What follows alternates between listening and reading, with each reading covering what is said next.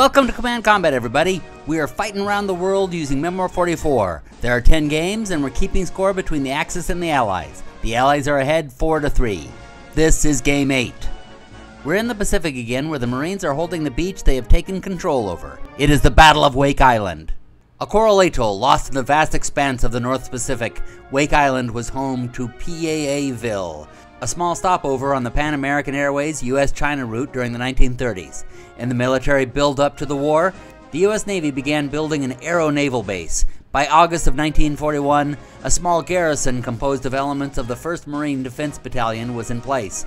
On December 8, 1941, a day after Pearl Harbor, a flight of medium Japanese bombers took off from the Marshall Islands, rapidly bombing the bulk of the Marine Corps VMF 211 fighter squadron located on Wake into the ground. 3 days later, the garrison repulsed the first Japanese landing attempt by the South Seas Force. On December 23, a second Japanese attack wave, augmented with 1,500 Japanese Marines from the Special Naval Landing Forces, landed in the pre-dawn darkness. The stage is set. The battle lines are drawn. The Japanese are trying to take this airfield. They also get extra points for taking the town spaces. They get the special Japanese rules, meaning they ignore the first retreat flag and can move further and charge, getting an extra attack die when they do. The Americans are all Marines with their special rules, meaning they always order one extra unit than the card indicates. The first player to 6 points wins. With all that established, let's get started. The Japanese begin with an all-out assault on the right. The Americans hit them with artillery. The Japanese move onto the barbed wire and begin cutting. The American defensive fire is just pathetic, rolling 3 tanks and a star. The Japanese break through into one of the empty bunkers and fire into the town, then charge the Marines with their infamous bonsai, killing most of them. The Marines fire back and kill one of the stands. The artillery finishes off a unit on the beach. The Japanese push into the town as the remaining Marines escape out the back. They slip into the church where a medical station is set up and build back up to full strength. The Japanese keep relentlessly on their heels, charging forward into them, killing off everyone who came back. More, meanwhile, are on their way. The Marines strike back, getting all around the Japanese and firing into them. The Japanese stay firm and charge into the church, slaughtering everyone who remains. The other Marines get revenge by shooting those Japanese in the backs, then maneuver into the bunker by the beach, stopping the flow of the enemy soldiers. But they have stepped right between 2 units, and the Japanese exploit that, hitting them from both sides and destroying the unit. The Japanese are getting close to winning with 4 points to the American 1.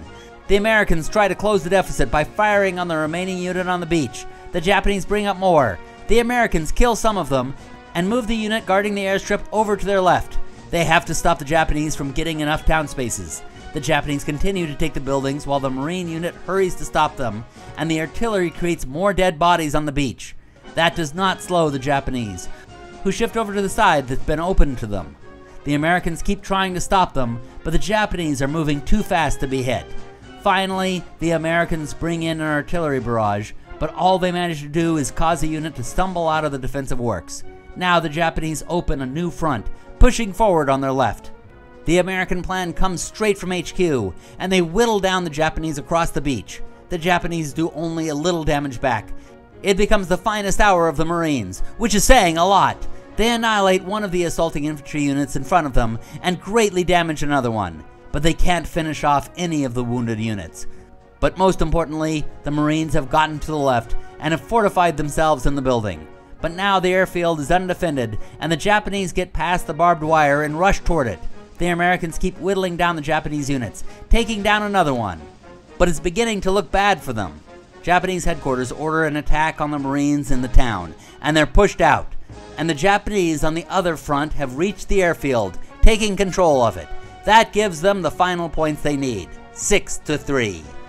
And that gives the Axis a victory. They were needing that. And now the campaign is once again tied 4-4.